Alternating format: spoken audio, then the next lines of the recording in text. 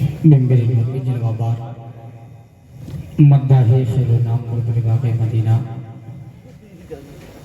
حضرت حافظ اشہد رضا برکاتی وہ بلبل باغ رضا توتی جب نشتر رسالت حضرت حافظ وقاری جان محمد صاحب قبلہ وقاری قرآن ماہری تجوید و بیان حضرت حافظ وقاری سمیع الدین صاحب قبلہ خطیب و امام غوث مسجد منقب اجلاس منبع اخلاص و محبت حضرت حافظ وقاری توحید رضا برکاتی و دیگر طلاب اعزام و سامعین و سامعات السلام علیکم ورحمۃ اللہ تعالی وبرکاتہ۔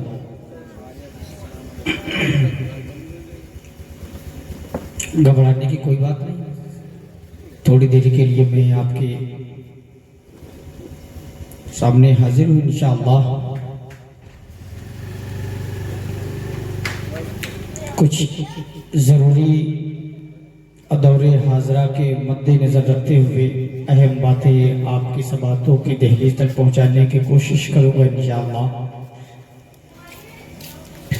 لک الحمد یا اللہ، الحمدللہ الذی ابدع الافلاق والارضین والصلاة والسلام علی سید الانبیاء والمرسلین وعلی آلہ واصحابہ مقدمات الدین۔ قال اللہ تعالی من کان محبوب ومردی لدی صلاة الطبقہ وتدوب البلغ الحی القیوم۔ اما بعد فاعوذ باللہ من الشیطان الرجیم بسم اللہ الرحمن الرحیم۔ ما سلککم فی سقر قالوا لم نکن من المصلین۔ صدق اللہ مولانا العظیم وصدق رسولہ النبی العبید المتین المعین الکریم ونحن ولا ذلک لمن الشاہدین والشاکرین والحمد للہ رب العالمین۔ بلغ العلا بکمالہ کشف الدجى بجمالہ حسنت جمیع خصالہ صلو علیہ وآلہ صلو علیہ وآلہ۔ سرکار اعلی حضرت عشق و محبت مجدد دین و ملت بارگاہ رسالت باب میں جب اپنی قلم کو اٹھاتے ہیں تو عرض کرتے یا رسول اللہ کہ ان کی مہک نے دل کی گنچے کھلا دیجئے، ان کی مہک نے دل کی گنچے کھلا دیے ہیں کہ جس راہ چل دیے ہیں کوچے بسا دیے ہیں۔ بس اسی شعر کی تشریح فرماؤں گا کہ سرکار اعلیٰ حضرت امام محمد رضا خان فاضل بریلوی علیہ رحمت و رضوان عرض کرتے ہیں کہ ان کی مہک نے دل کی۔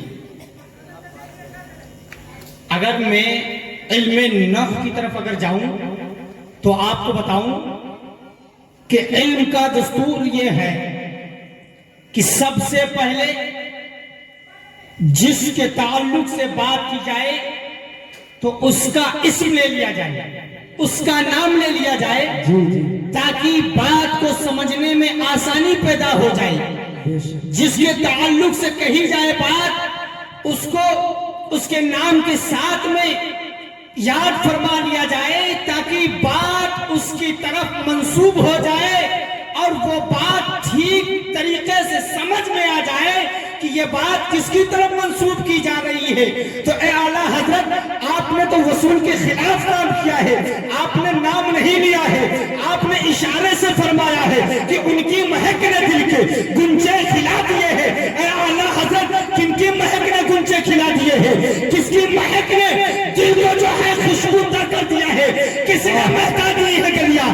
کس کے چلنے سے مدینے کی گلیاں مہک گئی ہے؟ تو سرکار اعلیٰ حضرت امام محمد رضا خان فاضل بریلوی عشق و محبت میں جھوم کر کے اور کہتے ہیں کہ مولانا اعلیٰ حضرت امام محمد رضا خان فاضل بریلوی علیہ رحمت و رضوان تصور کی دنیا میں لے کر کے جاتے ہیں۔ میں ان کی مثال پیش کر رہا ہوں۔ نہ تو اللہ تبارک تعالیٰ نے صبح سے لے کر کے یعنی حضرت آدم سے لے کر کے قیامت تک دنیا کے اندر کسی کو بھیجا نہیں ہے، تو معلوم یہ ہوا ہے کہ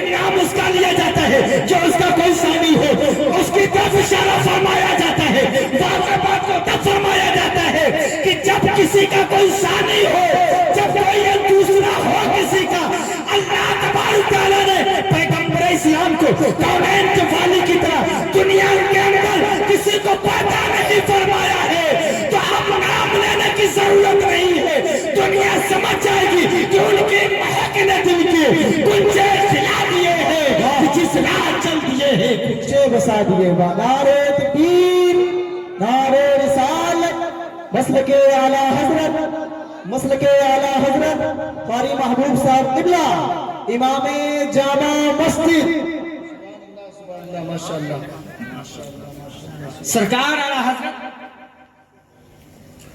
اور اگر علمیہ پر بحث کی جائے تو میرا خیال ہے کہ عقل سے ماورا بات ہو جائے. جی بہت اچھا آپ کے لفظوں میں بات کہوں گا. ماشاءاللہ.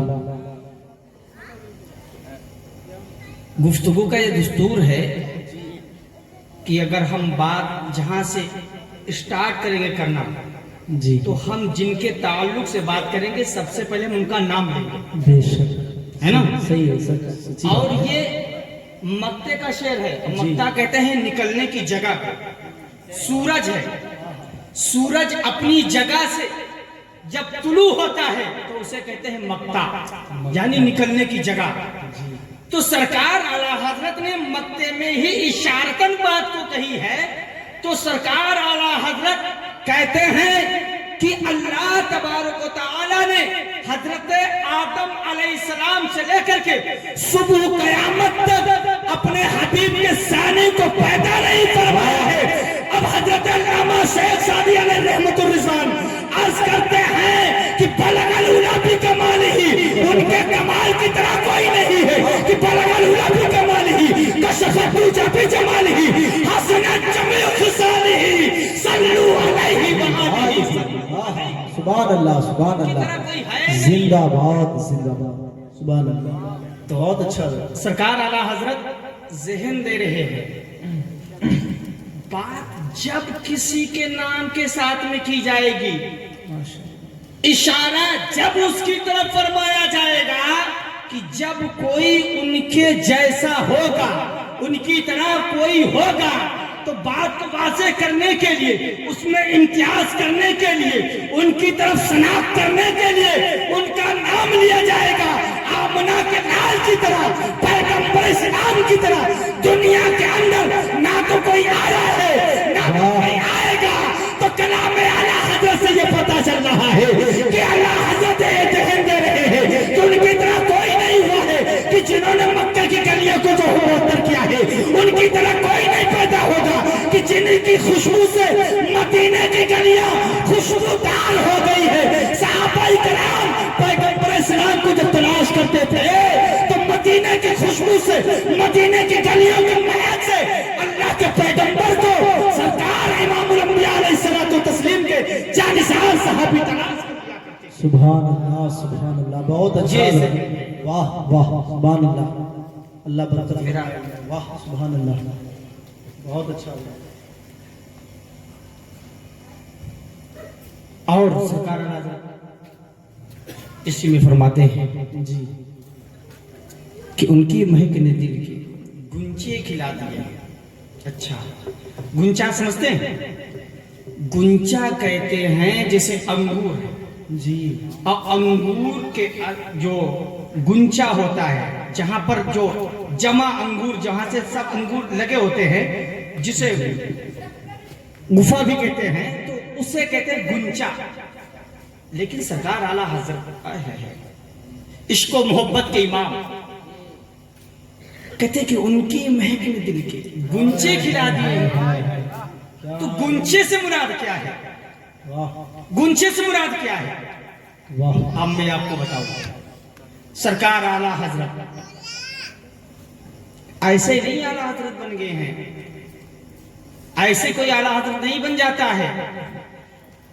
بہت آئے سرکار اعلیٰ حضرت کی شان کو گرانے کے لیے، سرکار اعلیٰ حضرت کی ذات پر تبرے بازی کرنے کے لیے، لیکن اللہ تبارک و تعالیٰ نے اپنے حبیب کے عاشق کے درجات کو اتنے بلند فرما دیا کہ ہر جگہ ہر طرف سرکار اعلیٰ حضرت کے نام کے ڈنکے بج رہے ہیں، سرکار اعلیٰ حضرت کے نام کے نعرے لگائے جا رہے ہیں. اسی لیے تو کہتے ہیں کہ وادی رسا کی کوہ ہمانا رسا کے ہے، جس سمت دیکھیے وہ علاقہ رسا. ایسے نہیں اعلیٰ حضرت میرا موضوع یہ نہیں ہے. مجھے جو موضوع دیا گیا ہے وہ اصلاح معاشرہ ہے، لیکن یہ عشق کی بات ہے. اور مدح خیر الانام بلبل باغ مدینہ اشہد بھائی نے جو یہ کلام پڑھ دیا اعلیٰ حضرت کا، تو یہ میرا عشق رکا ہی نہیں ہے. سبحان اللہ، یہ میری زبان سے جو کلمات نکل گئے یہ عشق کی بولی ہے. الحمدللہ. بہت اگر سرکار اعلیٰ حضرت کے تعلق سے اگر بیان کرنے لگ جاؤں تو الحمدللہ یہ ہم لوگوں کی بات ہے کہ پوری پوری راتیں ختم ہو جائیں گی.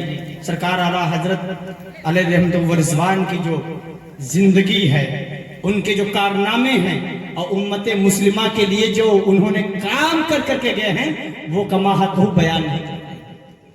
یہ شان اعلیٰ حضرت کی ہے.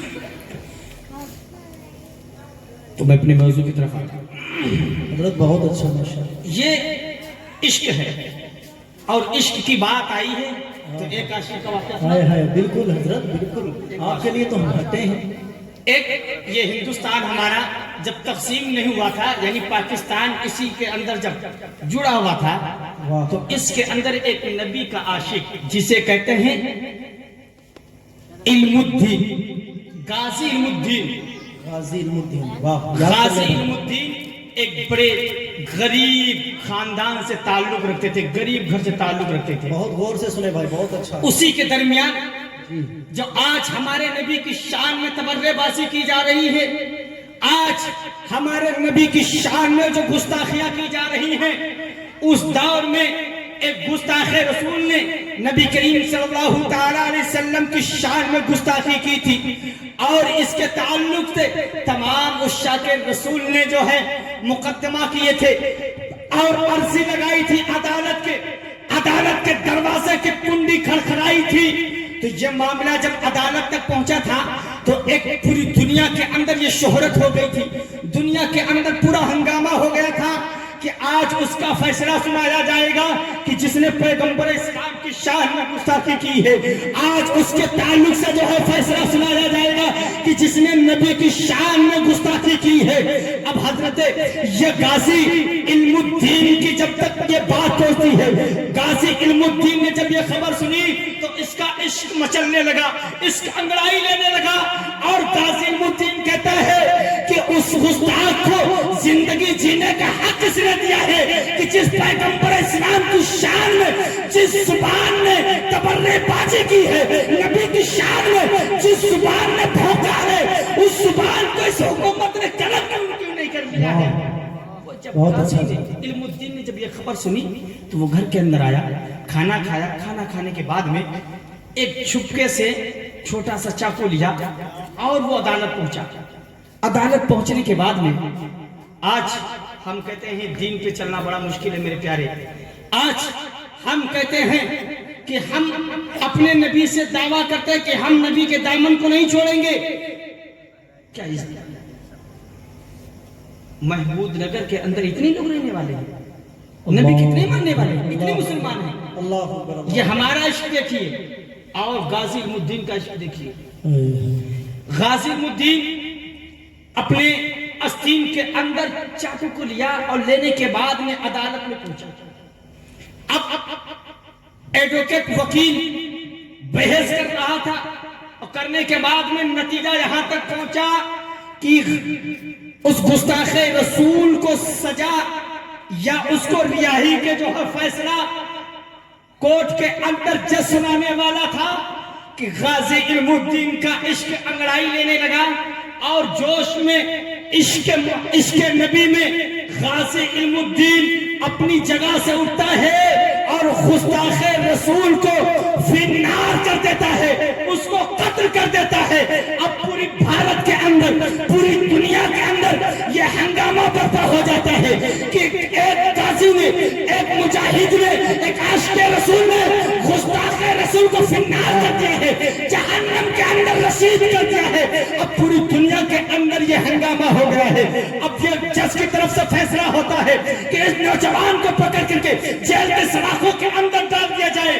میرے پیارے سننے کی بات اب ہے، مزے کی بات یہ ہے کہ اب غازی علم الدین کو جب جیل کی سلاخوں کے اندر ڈال دیا گیا ہے، ہر خطے سے، ہر گوشے سے، ہر جگہ سے، ہر بڑے نوجوان، چھوٹے چھوٹے بچے غازی علم الدین کے لیے چندہ کر رہے ہیں کہ ہم غازی علم الدین کو، عاشق رسول کو، محبان رسول کو ہم آزادی دلائیں گے، ہم ان کا کیس لڑنے کے لیے ہم چندہ کریں گے۔ چھوٹے چھوٹے بچے چندہ کر رہے ہیں، چھوٹے چھوٹے بچہ چندہ کر رہے ہیں۔ لوگ معلوم کرتے کس کے لیے چندہ کر رہے ہو؟ ہم غازی علم الدین کے لیے چندہ کر رہے ہیں، اس عاشق رسول کے لیے چندہ کر رہے ہیں جس نے گستاخ رسول کو بھری عدالت کے اندر فنار کر دیا ہے، غسل جہنم کر دیا ہے۔ ہم اس کی ریائی کے لیے، ہم اس کے مقدمہ لڑنے کے لیے، اس کے وکیل کے خرچ کے لیے ہم چندہ کر رہے ہیں۔ چھوٹے چھوٹے بچے چندہ کرتے کرتے کرتے کرتے کرتے غازی علم الدین کے دروازے پر پہنچتے ہیں۔ چند دن ہوئے تھے شادی کے غازی علم الدین کی، غازی علم الدین کے دروازے پر پہنچتے ہیں، گھنٹی کھٹکھٹاتے ہیں، چھوٹے چھوٹے بچے ہیں، پہنچتے ہیں، کہتے ہیں مجھے کچھ چندہ ملے گا؟ خاتون کہتی ہے کس لیے چندہ کر رہے ہو میرے لال؟ کہا میں چندہ اس لیے کر رہا ہوں کہ میں غازی علم الدین کے کیس لڑنے کے لیے چندہ کر رہا ہوں۔ اور چھوٹے چھوٹے بچوں سے یہ بات، یہ جملے نکلتے ہیں تو وہ نوجوان اس خاتون کے آنکھیں اشکبار ہو جاتی ہے۔ وہ خاتون اپنے کان سے سونے کے جھانے نکالتی ہے اور ان نوجوانوں کے جھولے، ان بچوں کے جھولیوں میں ڈال دیتی ہے۔ اتنے میں کیا دیکھتی کہ غازی علم الدین کی ماں، بوڑھی ماں دوڑتی ہوئی آئی ہے۔ آنے کے بعد میں کیا دیکھ پوچھتی ہے کہ اے بچوں یہ چندہ کس لیے کر رہے ہو؟ کہا ہم عاشق رسول کی رہائی کے لیے چندہ کر رہے ہیں، ہم غازی علم الدین کے کیس لڑنے کے لیے چندہ کر رہے ہیں۔ وہ اپنے بہو سے معلوم کرتی ہے کیا بہو تم نے کچھ دیا ہے؟ کہا ہاں میں نے اپنے سونے کے جھالے اتار کر کے میں نے ان بچوں کو دے دیا ہے، میں نے اپنے سہاگ کو بچانے کے لیے دے دیا ہے، میں نے اپنے شوہر کو بچانے کے لیے دے دیا ہے۔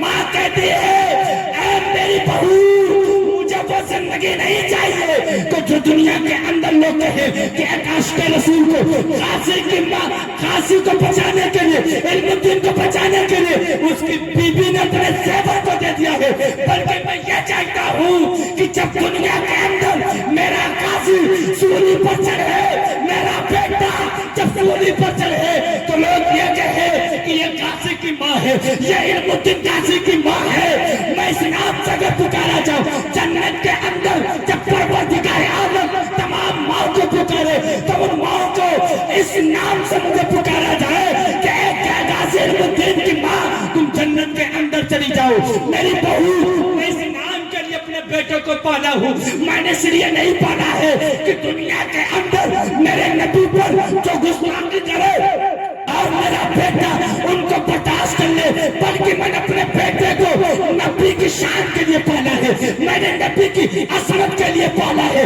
اگر میدان کربلا میں 72 نفوس قدسیہ اپنی جانوں کو قربان کر سکتے ہیں تو میں نبی کی تقدس کے لیے، نبی کی عظمت کے لیے ایک اپنا لخت جگر قربان کر سکتا ہوں۔ واہ، نعرہ تکبیر، نعرہ رسالت، مسلک اعلیٰ حضرت، ماشاءاللہ سبحان اللہ، بہت اچھا۔ میں نبی کی شان کے لیے، نبی کی عظمت کے لیے اپنے ایک لال کو نہیں قربان کر سکتا ہوں۔ علامہ اقبال اسی لیے تو کہتے ہیں کہ محمد سے وفا تو ہم تیرے ہیں، یہ جہاں کیا چیز ہے لوہو قلم۔ واہ، زندگی تب ہے جب نبی سے ہم اپنی سچائی کریں، زبان سے نہیں دل سے ہونا چاہیے۔ واہ، بہت اچھا، سبحان اللہ۔ اے عشق تیری صدقے جلنے سے چھٹے سستے، جو آگ بجھا دے گی وہ آگ لگائیے۔ سبحان اللہ۔ آج بڑی افسوس کی بات ہے، جی یہ حافظ و قاری توحید رضا عزیزی صاحب نے اس پروگرام کو ان علماؤں کے لیے نہیں سجایا ہے، بلکہ یہ پروگرام کو تمہارے لیے سجایا ہے جی، کہ تم اپنے نبی کی پیاری باتیں سن لو۔ یہ علماء، یہ حفاظ، یہ تو روزانہ پروگرام کرتے ہیں، یہ تو نبی کی باتیں درسگاہوں میں بیٹھ کر کے بھی پڑھا کرتے ہیں، یہ تو نبی کی سیرت کو درسگاہوں میں بیٹھ کر کے بھی پڑھا کرتے ہیں۔ اے موقع یہ شب کو تمہارے لیے منور کیا ہے کہ نبی کے عاشق جب ان کی محفل میں بیٹھ کر کے اپنے نبی کی سیرت کو سنیں گے، اپنے نبی کی باتوں کو سنیں گے، تو ان کے دل کو اللہ تبارک تعالیٰ نبی کے صدق سے، نبی کے نور سے ان کے قلب کو منور مجلہ فرما دے گا۔ تب یہ ہوگا کہ ان کی مہک نے دل کے گنجے کھلا دیے ہیں، جس راہ چل دیے ہیں گنجے بسا دیے ہیں۔ آج ہمارے نبی کا رشتہ آج دل سے نہیں، ہم نے زبان تک رکھا، اور ہم دعویٰ کرتے ہیں کہ ہم اپنے نبی کے نام کے لیے، اپنے نبی کی شان کے لیے ہم اپنے سر کو قربان کر دیں گے، نبی کی عظمت کے لیے ہم اپنی جان کو قربان کر دیں گے۔ میں کہتا ہوں تمہارا دعویٰ جھوٹا ہے، تمہارا یہ جملہ جھوٹا ہے، تمہاری باتیں جھوٹی ہے، تمہارا عشق جھوٹا ہے۔ جو سر اپنے نبی کے رضا کے لیے، جو نبی کی آنکھوں کو ٹھنڈک کے لیے اگر ایک لمحہ نہ جھک سکے، جو نبی کے ذکر کے لیے ایک شب نہ دے سکے، وہ اپنے نبی کے نام پر جان کو کیا دے گا؟ کیا بات ہے حضرت، زندہ باد زندہ باد، سبحان اللہ سبحان اللہ۔ کہ ہم اپنے نبی کے لیے، اپنی نبی کی عظمت کے لیے ہم جانوں کو قربان کر دیں گے، ہم اپنے نبی کی عظمت کے لیے ہم اپنے دولت کو قربان کر دیں گے۔ میں کہتا ہوں یہ سب تمہارا جھوٹا ہے۔ جو تمہارا سر، اللہ کے رسول صلی اللہ علیہ وسلم فرماتے ہیں قرۃ عینی فی الصلاۃ، نماز میری آنکھوں کی ٹھنڈک ہے۔ سبحان اللہ۔ جو سر نبی کی جو اللہ تبارک و تعالیٰ کی بارگاہ میں جھک کر کے اپنے نبی کو، اپنے نبی کی آنکھوں کو ٹھنڈک نہیں پہنچا سکتا، جو مرد مجاہد ایک شب کو اللہ اس کے رسول کے ذکر کے لیے، اللہ اس کے رسول کے نام پر نہیں دے سکتا ہے، تو وہ بندہ اپنے نبی کے لیے، اپنے نبی کے نام پر اپنی جانوں کو کیا قربان کرے گا؟ بے شک سچی بات ہے، واہ سبحان اللہ، بہت اچھا بیان ہے۔ جب ہم اپنے نبی سے سچی اور پکی محبت کریں گے، بے شک آئیے میں آپ کو بتاتا ہوں، ترمذی کی حدیث پاک ہے، حدیث مفہوم یہ ہے کہ امام الانبیاء علیہ الصلوۃ والتسلیم مسجد مکہ کے اندر تشریف فرما ہے۔ ابتدائی اسلام کا زمانہ ہے، ایک نبی کے بہت بڑے عاشق گزرے ہیں، نبی کے صحابی بڑے ذلیل القدر صحابی ہیں، جن کا نام ہے حضرت ابو ذر غفاری۔ ایمان نہیں لائے تھے، یہ اپنے قبیلے کے بہت رئیس تھے، اپنے قبیلے کے سردار تھے۔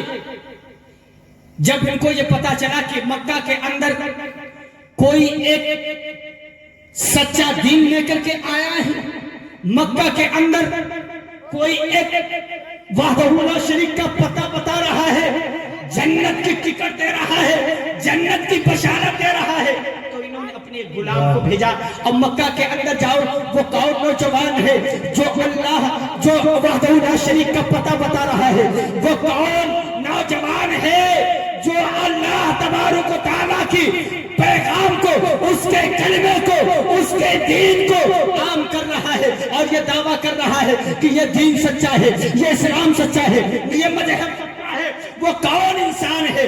اب جب حضرت ابو ذر غفاری نے اپنے غلام کو بھیجا، وہ مکہ کے اندر کئی دن رہا ہے، اب محمد رسول اللہ صلی اللہ تعالیٰ علیہ وسلم کے چلنے کو دیکھ رہا ہے، بیٹھنے کو دیکھ رہا ہے، کھانے کو دیکھ رہا ہے، ان کا دین و تبلیغ کو دیکھ رہا ہے۔ اب وہ نوجوان جاتا ہے، حضرت ابو ذر غفاری سے کہتا ہے حضور وہ آیا ہے، آنے والے کے بولنے میں، آنے والے کے چلنے میں حقانیت کا جو ہے ظہور ہو رہا ہے، حقیقت میں یہ معلوم ہوتا ہے کوئی وہ عام انسان نہیں ہے، بلکہ جن کے تعلق سے توریت گواہی دے رہی ہے، زبور گواہی دے رہی ہے، انجیل گواہی دے رہی ہے، وہ معلوم یہ ہوتا ہے کہ محمد ابن عبداللہ وہی ہے، وہی آخری پیغمبر ہے، وہی آخری رسول ہے، جو نبی کے، جو اپنا دین لے کر کے آیا ہے، وہ حقیقت میں دین اسلام ہے، وہی دین سلامتی والا ہے، وہی دین حق ہے، وہی دین سچ ہے۔ اگر اس کو اگر جو قبول کر لے گا تو وہ حقیقت میں رہے نجات پا جائے گا۔ حضرت ابو ذر غفاری نے جب یہ بات سنی، پھر بھی ان کے دل کے اندر یہ شک رہ گئی، یہ دل کے اندر شک رہا کہ یہ کہنے والا یہ میرا غلام یہ سچ کہہ رہا ہے یا غلط کہہ رہا ہے. حضرت ابو ذر غفاری نے کہا میرا سامان تیار کرو, میں خود جا کر کے آتا ہوں اور وہاں کا جائزہ لے کر کے آتا ہوں, میں خود معلوم کر کے آتا ہوں اور دیکھتا ہوں وہ آنے والا کون نوجوان ہے جو نیا دین لے کر کے آیا ہے, وہ آنے والا کون نوجوان ہے جو سچا دین لے کر کے آیا ہے اور اپنے قول پر اپنے جملے پر بڑا اسے ناز ہے. وہ اس کانفیڈنٹ کے ساتھ میں کہتا ہے کہ میں سچا دین لے کر کے آیا ہوں, میں اللہ کا راستہ لے کر کے آیا ہوں, جنت کی بشارت لے کر کے آیا ہوں. حضرت ابو ذر غفاری مکہ کے اندر آئے اور مسجد حرم میں کعبہ شریف کے دیوار سے سٹ کر کے بیٹھ گئے. صبح ہو گئی, صبح سے شام تک حضرت ابو ذر غفاری بیٹھے رہے اور اس معاملے کو جائزہ لیتے رہے کہ کون محمد ابن عبداللہ ہیں, کون سا وہ دین لے کر کے آئے ہیں.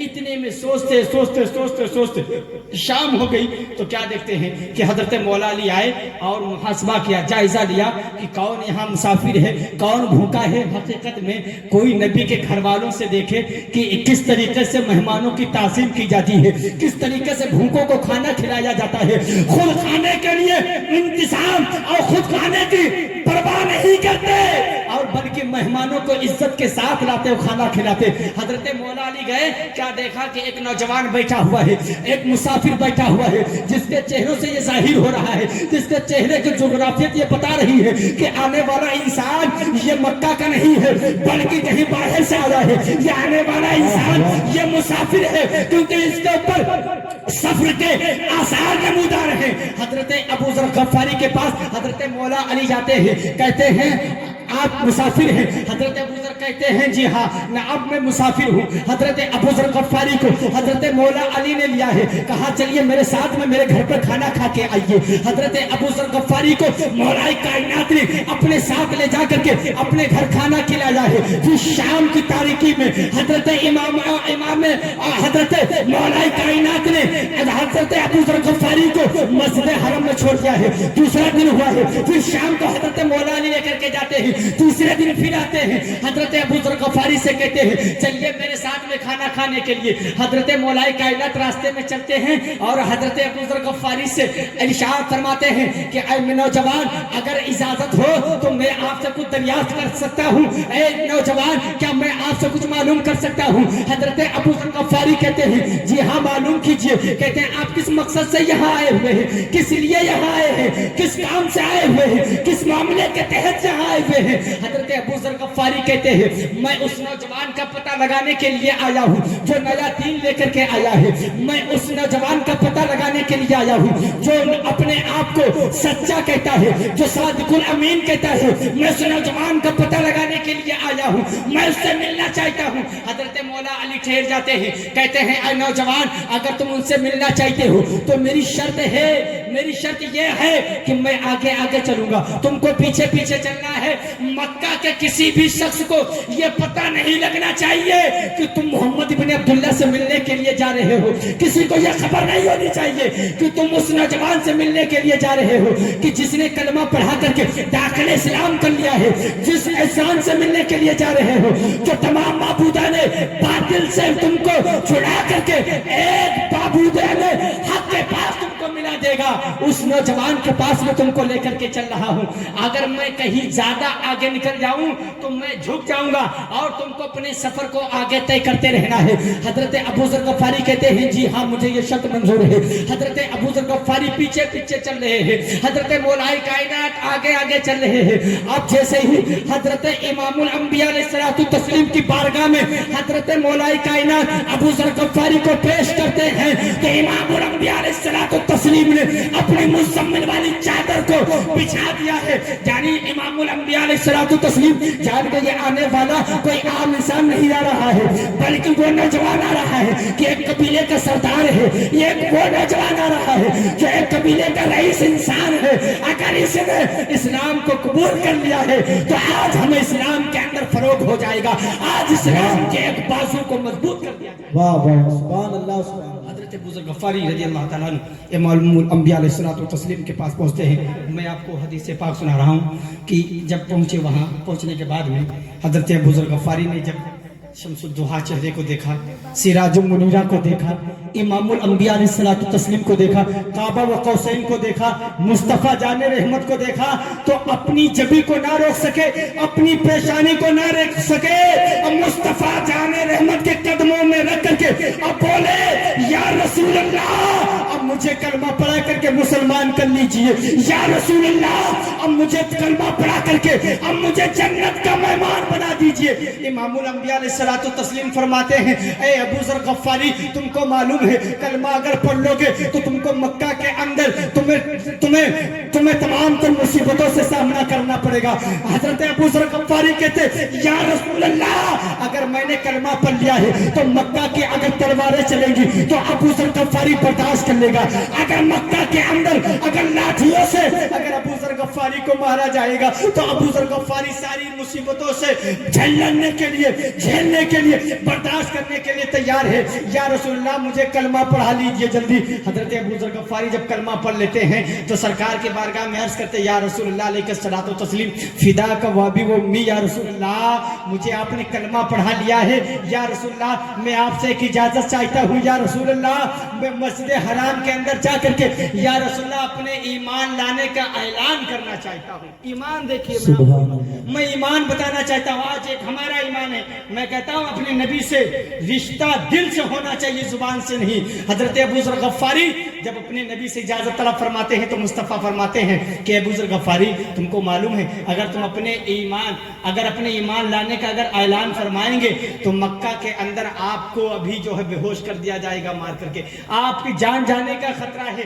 हजरत अबू ज़र गफ्फारी कहते, या रसूलुल्लाह मुझे मेरा इश्क कह रहा है कि मैं ऐलान फरमा दूं, या रसूलुल्लाह मुझे इजाजत फरमा दीजिए, मुझे इजाजत दे दीजिए। हजरत अबू ज़र गफ्फारी को सरकार इरशाद फरमाते हैं कि जाओ अपने ईमान का ऐलान फरमा दो। हजरत अबू ज़र गफ्फारी मक्का के अंदर आते हैं और नमाज पढ़ने के बाद में और ऐलान फरमाते हैं, ऐ मक्का वालों मुझे देख रहे हो मैं कबीले से ताल्लुक रखता हूँ, मैं गफ्फार कबीले से ताल्लुक रखता हूँ, मेरा नाम अबू ज़र है, मैंने आज कलमा पढ़ करके इस्लाम के लिबादे को ओढ़ लिया है, अब मैं इस्लाम को कबूल कर सका हूँ। ऐ लोगों तुम भी इस्लाम को कबूल कर लो, तुम इस्लाम के दामन में आ जाओ। अब मक्का के अब गुस्ताखे रसूल ने देखा कि अबू ज़र कलमा पढ़ करके और हमें ये दावत दे रहे हैं। अब मक्का के लोग हजरत अबू ज़र गफ्फारी के ऊपर एक बार टूट पड़े हैं, इतना मारा कि हजरत अबू ज़र गफ्फारी बेहोश हो गए।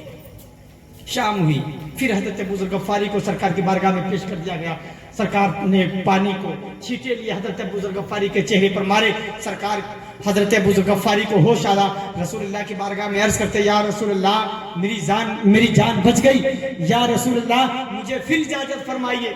हजरत अबू ज़र गफ्फारी से सरकार फरमाते हैं कि अबू ज़र गफ्फारी तुमको मालूम है अभी इतने यहूदों ने आपको मारा है, इस्लाम के बागियों ने, गुस्ताखे रसूल ने, गुस्ताखे इस्लाम ने अभी आपको इतना मारा है कि आप बेहोश हो गए थे, फिर ऐलान करना चाहते। या रसूलुल्लाह उनकी लाठियां थी, उनके डंडे थे, उनके पत्थर थे। या रसूल अबू ज़र गफ्फारी का जिस्म था और मैं ये महसूस कर रहा था कि रब की तजल्ली मेरे सामने है, मुझे ये और मारते रहे, रब की तजल्ली और मेरे करीब हो जाए। या रसूलुल्लाह मैं अपने रब की तजल्ली को और करीब से देखना चाहता हूँ। हजरत अबू ज़र गफ्फारी जब वहां पहुंचे तो इसे कहते हैं इश्क, बड़ा लंबा वाक़या है। तो इसे कहते हैं इश्क। जब अपने नबी से इतना पक्का जब रिश्ता हो जाएगा, दीन से हमें सच्ची मोहब्बत हो जाएगी, दीन से हमारा पक्का रिश्ता हो जाएगा, जब अल्लाह तबारक व तआला की तजल्ली से, अल्लाह तबारक व तआला से जब हमें सच्ची मोहब्बत हो जाएगी तो फिर परवरदिगार आलम फरमा रहा है, मन काला रसूलुल्लाह ला इलाहा इल्लल्लाह मन दखल जन्नह।